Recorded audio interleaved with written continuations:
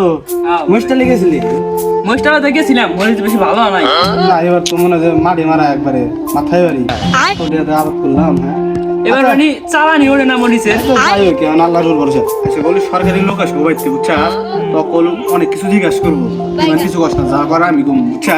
আচ্ছা তুমি গো, আমি কিছু আচ্ছা না। ঠিক আছে, তুমি কিছু কস না। এই বাড়িতে লোক আছেন? ভাই ভাই কি হয়েছে?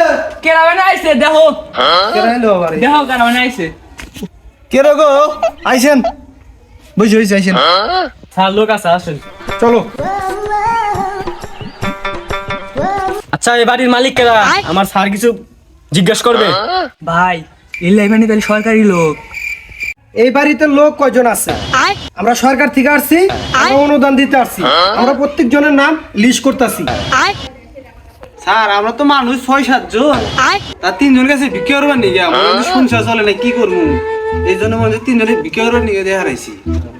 ও আমরা তো আসছিলাম ধনীদের অনুদান দেওয়ার জন্য, তোমরা তো ফকির গরিব মিসকিনি, তোমাদেরকে অনুদান দেওয়া যাবে না। স্ট্যান্ড আপ, চলো। হ্যাঁ স্যার কি করলেন এটা? আরে চলো, ওরা ফকির মিসকিনি, ওরা বুঝে নাই। আসো যা কইছি, এসো।